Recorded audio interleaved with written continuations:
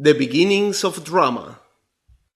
Drama is the most natural of the arts, based on one of the most fundamental of the human and animal faculties, imitation.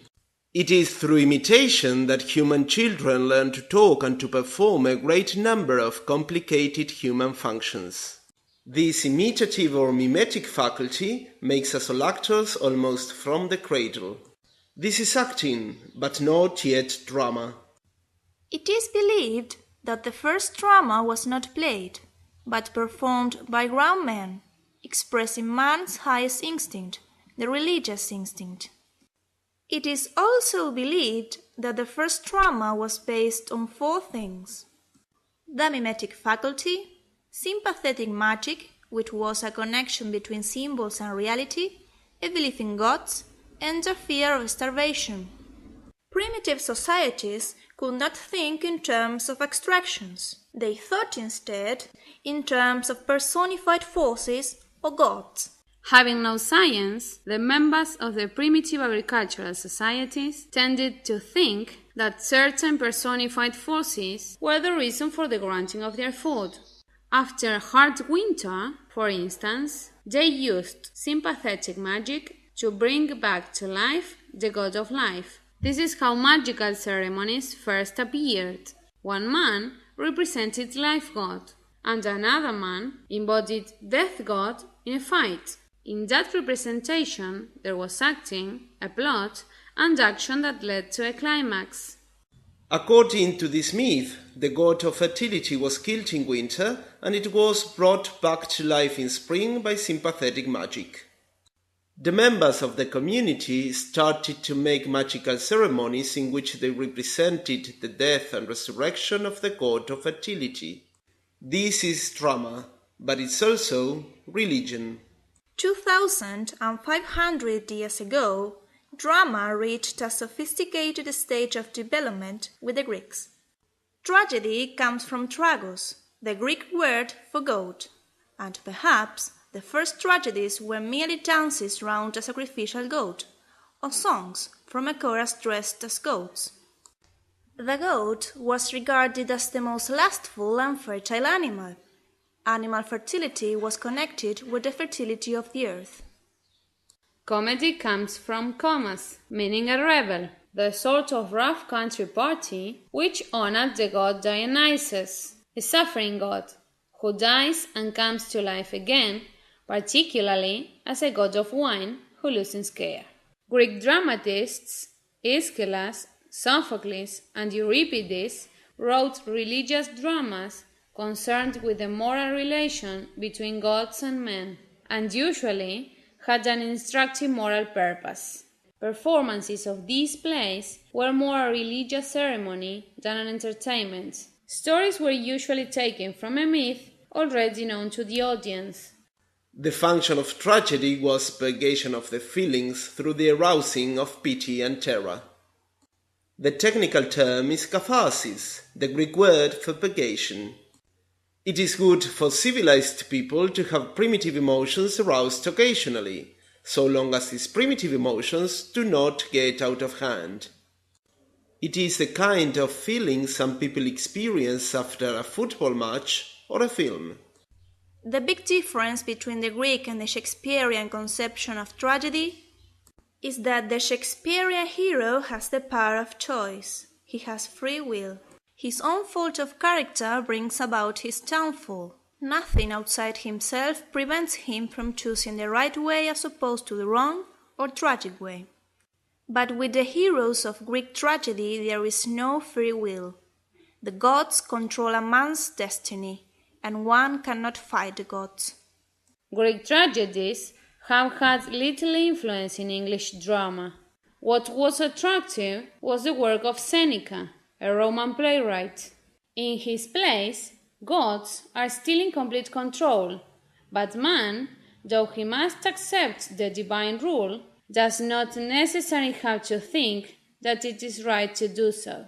The gods can defeat man, but the man can still feel that he is better than gods. This peculiar attitude is known as a stoical one. The essence of Stoicism is free will. opposite to submitting to fate.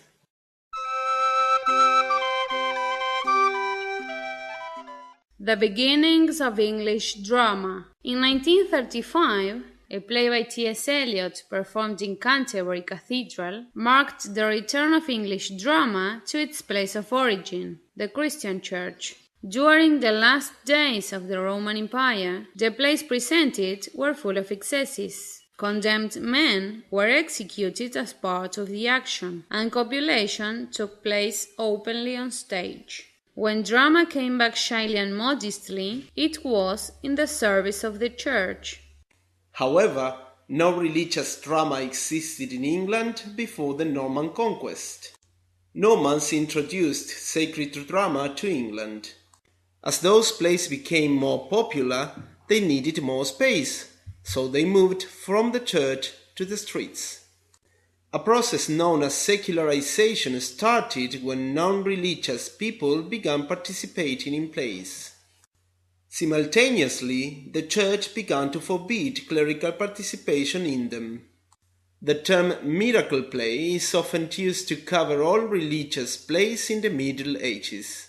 In 1311, the Church Council decreed that the Feast of Corpus Christi should be celebrated with all due ceremony. It soon became the most important social activity, in which craft guilds presented a cycle of plays based on incidents from the Bible. Those plays were known as mystery plays, mystery meaning craft or skill. Plays were presented on circular stages built on carriages called pageant, on which plays were shown following the chronological order of the biblical events. Plays were anonymous and sometimes humorous. Gradually, drama drew away from pure religious content. Secular subjects made their way into drama through a new kind of religious play, the morality. The morality was not a guilt play, and it did not take as its subject a story from the Bible. Instead, it tried to teach a moral lesson by means of an allegory through which the playwrights wished to instruct us. Some moralities were performed by a group of actors who traveled from village to village. In this way, moralities started detaching from religion and showed a first sign of professionalism in theatre. In a short period of time, drama was able to present a morality in terms of personal conflict, and not only as an illustration of a religious doctrine. The basic distinction is that while religion told us about the consequences of our sins, Shakespeare tried to be compassionate towards the sinning condition of human beings and understand it. In the end of the 15th century, the interlude came on the scene of aristocratic life. The interlude was a short play performed in the middle of something else, like a feast, whose real interest was the need for taste, learning, and skill in composition. The raw materials for Elizabethan drama were being gathered together. The groups of interlude players became the Elizabethan companies. The groups who played for common people took over vineyards as permanent theatres.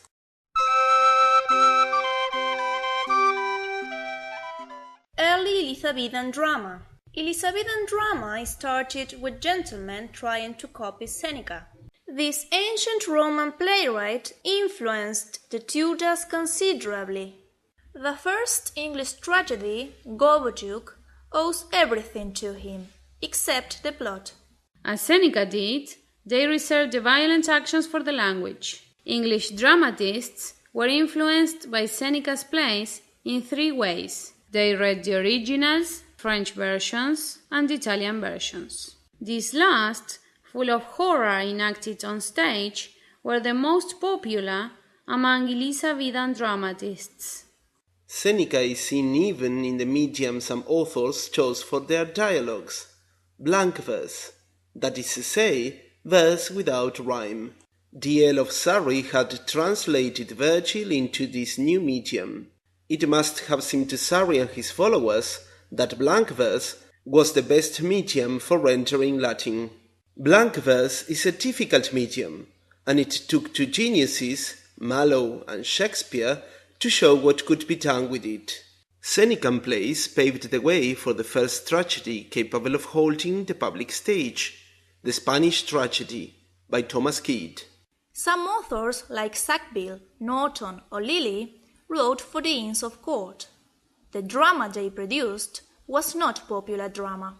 Authors like Thomas Kyd, Nicholas Udall, George Peele, and Robert Greene, graduated in Oxford or Cambridge, belonged to a group known as university wits. They were talented men who made a living by writing plays for the new popular theatres. Their dramatic fortunes were tied to the theatres of London, a growing and prosperous city. The wandering groups of players would find their audiences in the inns on the roads that led to London. They would set up their stages in the inn yards, and finding that the new audiences shifted frequently, they did not move, but let the new audiences come to them.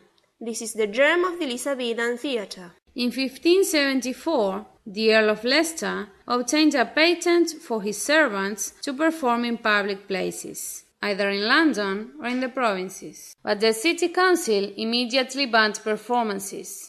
So, in 1576, James Burbage, a chiefman of Leicester's company, built a theatre called The Curtain outside the city limits. Then, other theatres came: the Rose, the Swan, and Shakespeare's Great Globe, built in 1598. Popular drama of the day was divided among two great companies of players, the Lord Chamberlains and the Lord Admirals. The actors of these companies were protected by their noble patrons from the charge of being vagabonds or masterless men. All members were versatile. They could play tragedy, comedy, they could dance, fence, sing, and leap. Women were not allowed to act. Female roles were played by young male actors. The greatest ornament of the public theatre until Shakespeare was Christopher Marlowe. Born only a few weeks before Shakespeare, but destined to have a working life very much shorter than his. Marlowe was stabbed to death in a tavern in confusing circumstances. It is possible that Marlowe was a secret agent for the Queen's government, and that the enemies who killed him were the country's enemies. Like all university wits, he had a wild reputation, but, as regards drama, his reputation rests on 5 plays: Tamburlaine, Dr. Faustus, The Jew of Malta, Edward II, and Dido, Queen of Carthage. Despite faults of construction and other artistic flaws, Marlowe's achievement is a very important one. He is a great poet and dramatist who, had he not been killed in a tavern in London, might well have become greater even than Shakespeare.